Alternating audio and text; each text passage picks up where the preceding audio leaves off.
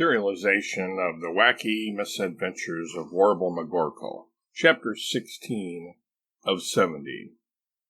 The McGorkles convert back to Wisconsinites. "Warble, what's up?" Mary inquires.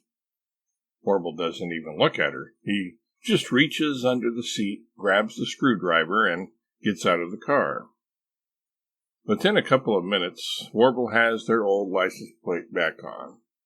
He tosses the Louisiana plates into the bushes. "We're cheeseheads again, Mary," Warble says as he gets back in the car, having seemingly regained his cheerful disposition. The McGorkles arrive in Dayton in the early evening. They take the first exit into town and pull into a gas station. While Mary fills the car, Warble walks over to the phone booth at the side of the building and calls his old friend Wayne Wax. No answer. He then tries Bob Shiska's house. Warble hears a weary voice on the other end of the line after the fourth ring.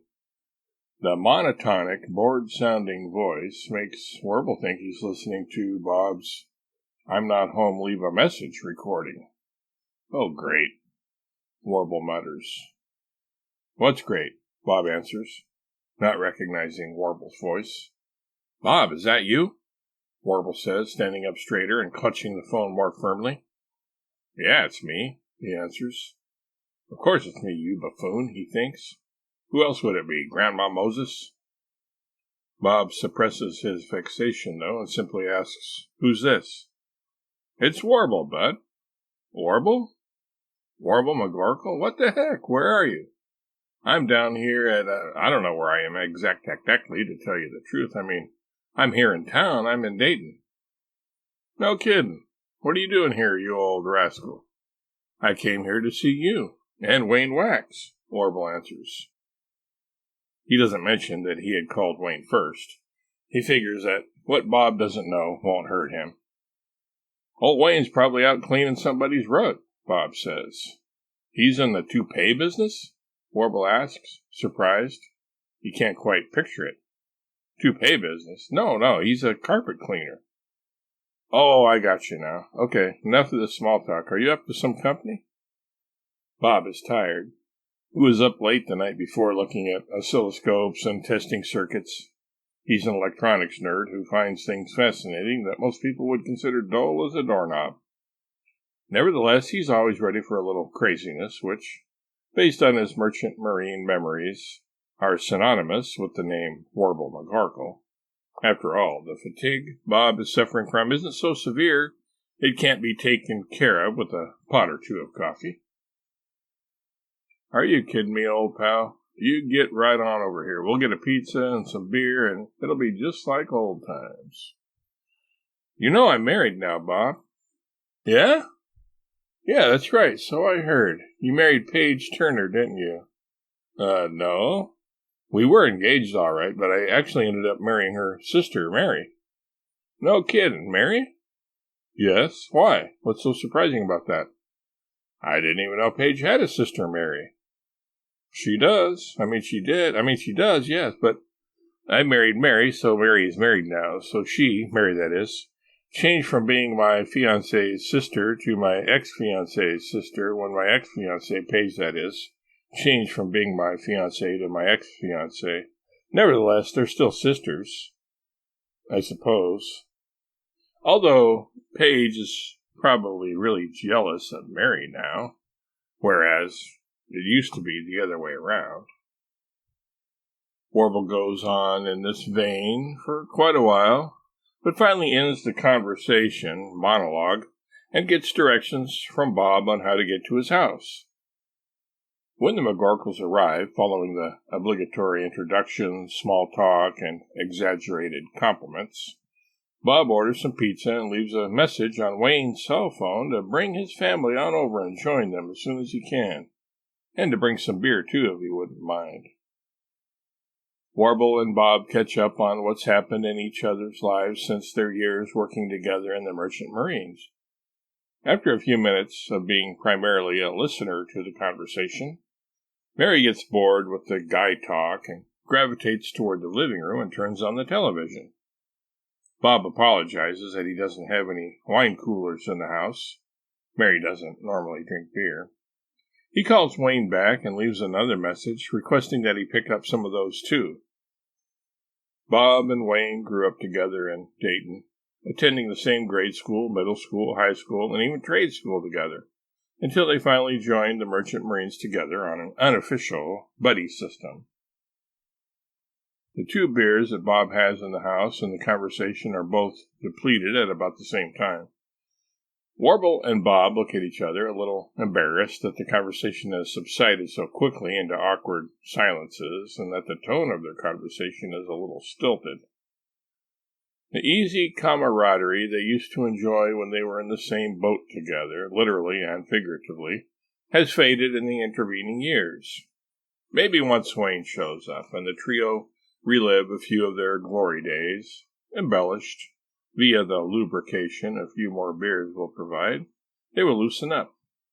For now, Bob suggests that they join Mary in the living room.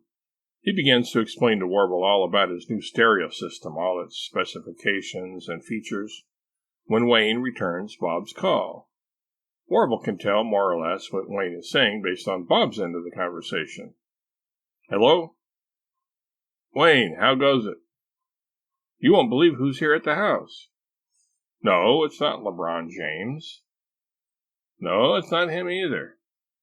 And no, it's not her. Come on now, get serious. Okay, enough with the guessing. I'll just tell you. It's Radicalia. Radicalia was the nickname Bob and Wayne had given Warble and the Merchant Marines. Warble pretended to be engrossed in the used car commercial on TV, but in actuality was listening intently to the conversation.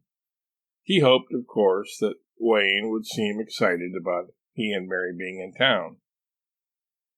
Yeah, just now, a few minutes ago. They just arrived. His wife, Mary... Bob turns his face away from the McGorkles and cups his hand over his mouth and the phone, but they can still hear him say, No, it's her sister, Mary. I didn't either. Yeah.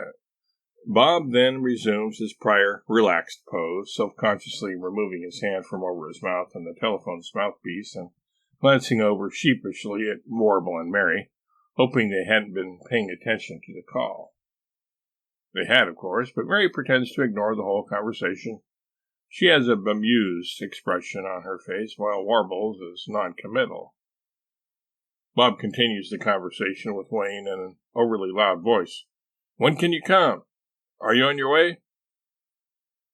All right, good. What are you talking about? Sure, bring the kids. What do you think? All right.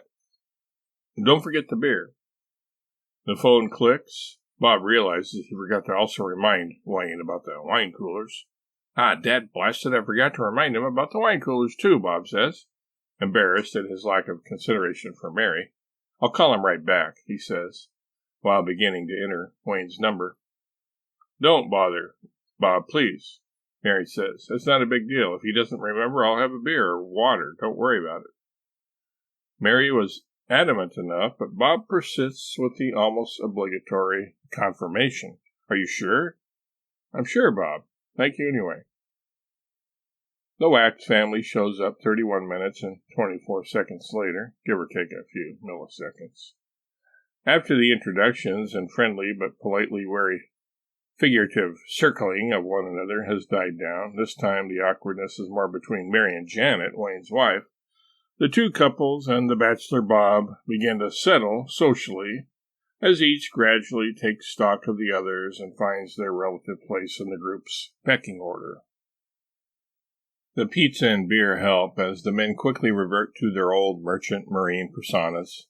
They recount old stories, exaggerated in the retelling for the benefit of the women, who the men think are listening but really are not. The mood of the women seems to mirror that of the men, even though they, for the most part, refrain from drinking. Wayne's business is going well, and a summary of how it began and evolved only takes a few minutes. Bob could go on forever about his electronics business / hobby, but Wayne already knows all about it, and Warble tires of it quickly, so they change the subject. So, Warble, Wayne ventures, what have you been up to? He hopes Warble is doing well enough, but not so good as to make him look bad by comparison. This and that, Warble mysteriously replies. Then he deflects the curiosity by joking, I could tell you, but then I'd have to kill you. The obligatory fake laughter is short-lived. The ensuing silence embarrasses Warble. After all, these are his old buddies, and they are hospitably hosting he and Mary. He owes them more than a curt brush-off. What can I tell you, fellows? It's that I've got several irons in the fire, several big inventions and ideas. But I'm being pursued by somebody or some organization who wants to steal my ideas. Really? Bob says, perking up. He's simultaneously curious, a little skeptical, and a bit worried, as, if this is true, it could mean a little danger for himself. He is harboring Warble, after all.